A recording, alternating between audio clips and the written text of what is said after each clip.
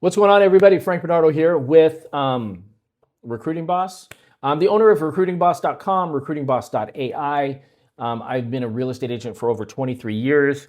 I have closed millions of dollars worth of real estate, hundreds of homes. I don't know. I don't keep track of that stuff.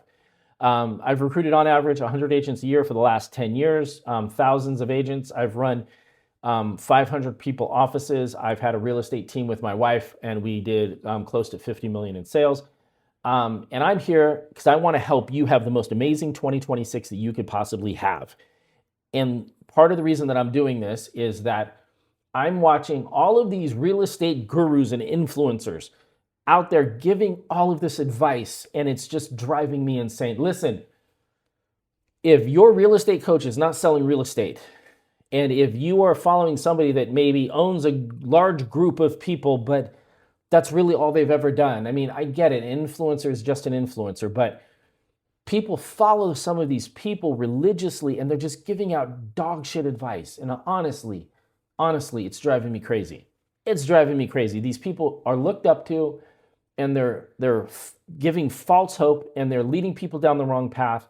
And almost every one of them wants to put their hand in your pocket and take money. So my agenda, I don't have nothing to sell you today. If you could watch the video, subscribe, and send this to somebody that you think could use it, that would be my ask of you. And please don't pay some of these people that are trying to sell you stuff that's just not going to work. So let me address the first thing that I hear out there is that 2026 is going to be the most amazing year ever, and it's going to crush all the other years, and it's going to be awesome. Listen, maybe, but the people that are saying that also said that 2025 was amazing, 2024 was amazing. And there's people out there that are saying that those years are terrible and those years are great. Let me explain to you how the real estate market works. There are no good years and there are no bad years because there are people that say this has been the worst real estate year ever for me. I can go find you somebody that said that this was the best real estate year for me ever out there. And good versus bad just depends on a lot of different things. So there is no good or bad real estate market. It's just the real estate market. Even when it crashed, I had an amazing year. Why did I have an amazing year when it crashed? When I say it crashed in 2008 is what I'm talking about when it crashed. I had an amazing year because I realized short sales were going to be a thing. I had 32 listings that were not selling. And then I went out and I figured out how to do short sales. I actually brought in a team member that knew how to do short sales, and we did short sales, and we did extremely well. And then, I figured it out from there. So don't listen to these people who are telling you how good or bad the real estate market's going to be. Like, seriously, that drives me insane. I have my notes over here on the left. I'm going to take a look at, because I'm going to jump around. I'm not reading this off of the teleprompter or anything. Let me see. Reality check. Most agents didn't sell any. Yeah. So this is the other thing. This is not from this last year. This is the last couple of years. Most agents haven't sold anything. Like more than 50%, and in some cases, some years, 70% of agents have sold nothing. That's out of 1.5 million agents. Nothing. I could pull up agents in my local offices in my area here, and more than 2/3 of them have zero sales. And it's not the market. It's these agents have either been not given the correct information on how to build a business, or they've been overwhelmed with information. There's a couple of companies out there that just give you a ton of training, and you know what? Training's great, but action's better. Action's better. What I want to do is I want to give you 3 groups and tell you what to do if you're a part of one of these 3 groups. You are a part of one of these 3. You're a producing agent, you're a non-producing agent, or you're a recruiter. One of the 3. Recruiting is going to resonate with all 3. So if you're a recruiter, hang in here and listen to all 3 of these because they're going to apply to you. So now when I say, are you a producing agent? I mean, have you done between 5 to 10 deals a year? So producing in California, like Los Angeles, 5 to 10, you're going to make $100,000. In other areas, it's, if you're in a lesser state, there's parts of Florida that are under 500,000 average sale price. That's fine. You're gonna have to do more than 10 deals. But if you're a producing agent, I'm going to give you what you need to do to be successful and all the pitfalls of what you can do to not be successful. So the pitfall is really super easy. It's like you try to do more than what made you successful. I'm sorry about this light coming in, like sun is coming in and out of clouds, and like I can dodge it. I can come over here.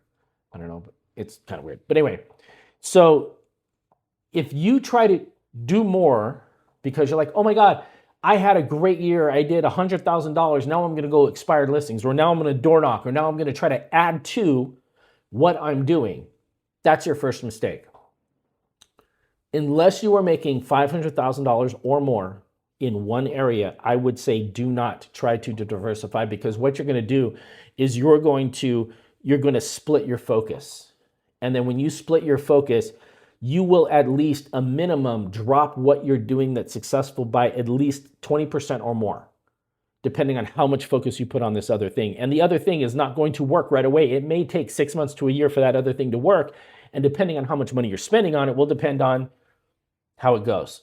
So I will tell you this, most people that are in the real estate business get their business out of sphere of influence.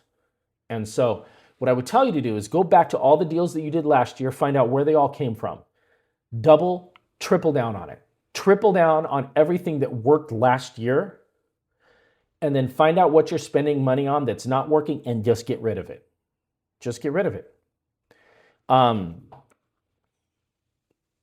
Again, this is for producing agents. For producing agents. If you're not a producing agent, I'm getting to you. Try to avoid all of these people that are trying to sell you stuff. Everybody is trying to sell a real estate agent something, and you got to avoid that. Do everything you can to avoid that, please. Now, a lot of times, you just got to get better at what you're doing. That's really what it is. So triple down on what's already working. Get rid of all the fluff, like AI likes to say. AI likes to use the word fluff. Get rid of all the BS and just focus on what you're working. Triple down on it. Now, non-producing agents. So if you are in the business and you have been licensed for 3 months or more and you have done no business, or you've done very little business, I'm going to give you 3 steps to help your business explode. But I'm going to tell you this right now. You may think that real estate is hard. If you say, yes, real estate is hard, I agree with you, Frank. That's great. Guess what? It's actually 10 times harder than you think it is. And so you have to acknowledge that, and you have to realize the amount of effort that you're going to have to put through is what's going to be the difference maker. You have to do so much work, put out so much volume that it's going to be unreasonable for you to not be successful. And that's where everybody in the real estate space that's not doing business, that's where they fail.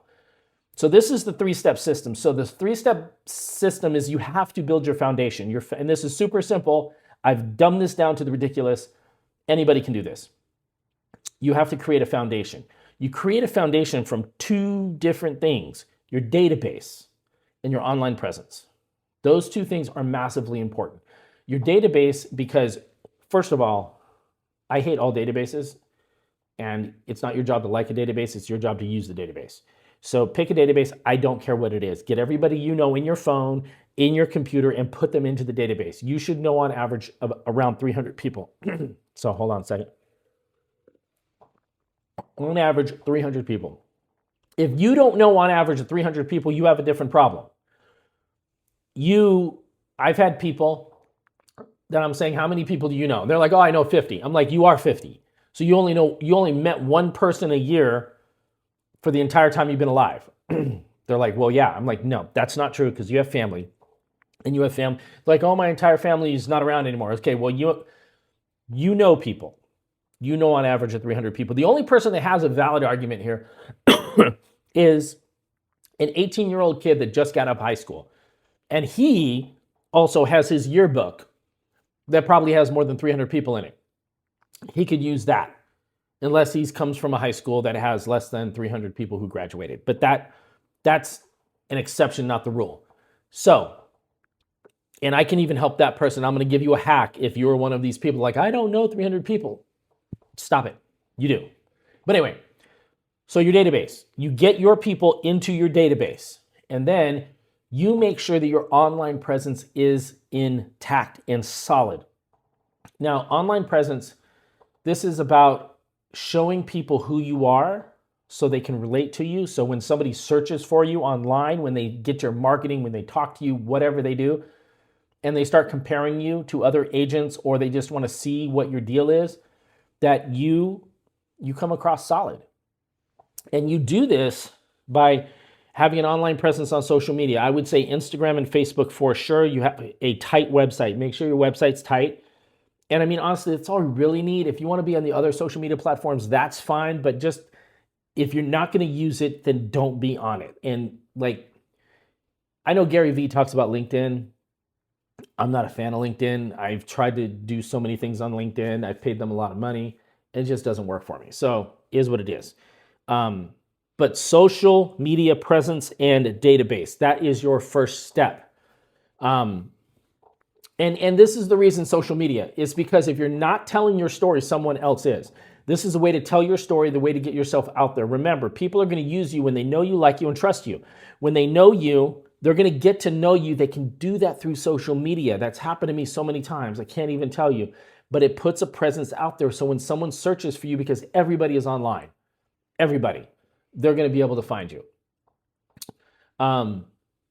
Make sure you have some goals. So the goals can go into your database and go into, you could put this as number 3 on the first step if you want to. Have some goals that are ridiculous, because your goals don't have to be like, oh, I want to make 100,000. That's great. That's great. I had somebody in their first 12 months in real estate make $189,000 following this plan, and he never thought that was possible. So the only thing that's going to make your goal ridiculous is if you do not put the amount of effort that you need to put in there to be successful.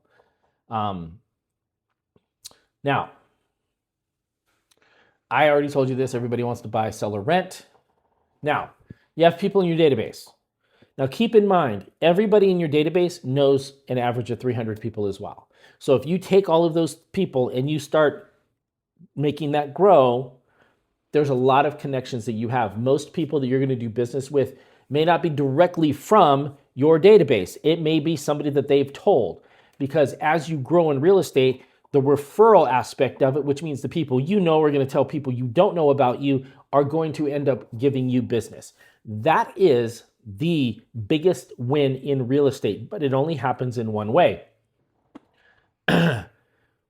Your job is to connect and do lead generation with the people in your database. And when I say lead generation, you're going to call them and you're going to do the Ford script: family, occupation, recreation, dreams. You just want to connect with them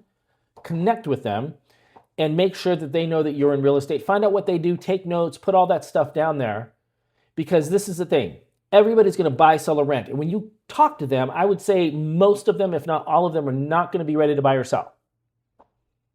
They're not going to be ready. But this is why you follow up. Because when you talk to them this month, they may not be ready to buy or sell. And then you're going to send them something. You're going to follow up with them. You're going to send them a text message. You're going to do all of these different things. 65 touches is what I recommend. That's what my wife's team does. That's what we did as a team beforehand. And honestly, it was probably more than that.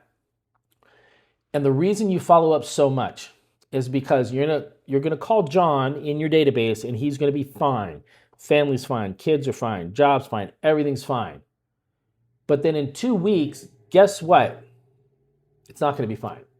Somebody's going to lose their job. Somebody's going to pass away. Somebody's going to graduate and go to college. Somebody's going to have a baby. Somebody's going to get promoted. Something's going to happen, and their family life is going to change. I'll tell you what, in the last 4 years, I've seen more divorces than I have seen anything else. We've actually had real estate agents help us sell their home because of divorces. And you just don't know when things are going to change in somebody's life. And so that is why you follow up with people aggressively but friendly. And you have to put so much effort in that you think it's going to be unreasonable for you to be not successful. Now, that is the key, is you follow up aggressively. And everybody in your database will buy, sell, or rent. There very few people are in their forever home that they're not going to need you. But let's say, well, Frank, I don't know 300 people, and I just got into a car wreck and I have amnesia and I just don't know anybody. what do I do then? I want to get my real estate license. So maybe a little bit more difficult, but not very difficult. So when I moved to California, I didn't know anybody. I had family members that would not use me. I had a father-in-law who ended up buying or selling like 5 or 6 properties without me. He could give a shit about his grandkids. It was really sad. So I had no database. And honestly, I didn't understand the database concept. Everybody that I talked to at the time was like farm, farm, farm, not database, database, database.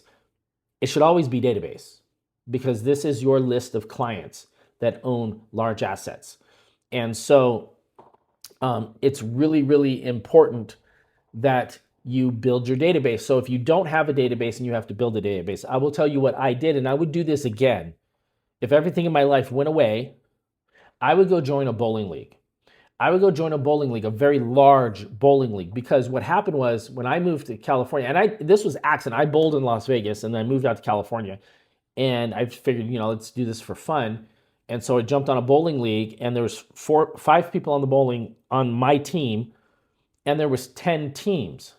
So all of those people were there every week, and I got to rotate every week to meet and talk to different people. My first year with the bowling league, I sold 5 houses from the bowling league. And it wasn't until years after that I was like, oh yeah, that was actually really cool. So that's what I would do. I would join a bowling league, but go do something that puts you around people that have things in common. So I'll give you a perfect example, meetup.com. So if everything in my life fell apart and I was by myself, I would join a bunch of groups of like-minded people where it put me in groups all the time, constantly. That would be my thing, to be in groups all the time. I would go to lunch with people. I would go to dinner with people. I would go to networking meetings. I would do everything I could.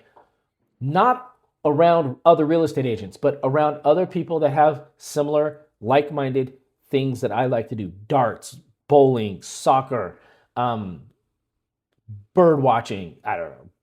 Birder's a thing. I don't know. But that is going to be a way that you connect with people, and then you will be able to grow your database. And I mean, there's 365 days in a year, so that's less than one person a year that you have to meet to put in your database. You can absolutely 100% do that. Absolutely 100% do that. Actually, there's a real estate, no, she's not a coach, she's an influencer. She came up during the pandemic. I'm not going to say her name. But she talked about how she was single, and she built her database by getting on a dating app, and she would go meet people. And most of the people that she would meet, she would not be interested in, but she'd keep connected with them, put them in her database, and follow up. And she ended up selling a bunch of houses to guys that she ended up not being romantically interested in. But the dating app was almost like lead generation for her. I thought it was brilliant. So you build your database, and then you do the lead generation. You call everybody, talk to everybody, make sure everybody knows. You are not going to be everybody's best friend, but they can be yours. Or vice versa, whatever you want to say that. But you have to treat them like your best friend. And you have to follow up with them and just be consistent with the follow-up and talking to them. And then, so I mixed the last two, the lead generation, and then the third step is follow-up. Follow-up. That is the key to the entire situation. I cannot tell you how many times that I followed up with people. I followed up with people that have ignored me and ghosted me. And I'll tell you what happened is that I followed up with somebody, and when I first started, and it followed up with like 6 months, he never responded to me. And then he said, hey, I want you to come by the property. I came by the property. He's like, do you know why you're here? And I said, no. And he said, because you're the only one that's followed up with me. And he never responded. And so the thing is I'm in my mind, I'm like, that just ruined everybody. And then in recruiting, I actually had somebody I met with. He said he was going to join. He was supposed to show up the next day to sign the paperwork. He didn't. I just kept following up with him. I literally followed up with him for a year, just through text. And it was really not, and this is the other thing I learned. You never know why somebody's not getting back to you. You don't know what's happening in that person's life.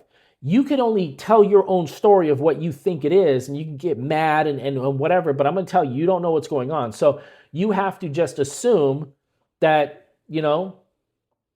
everything's fine.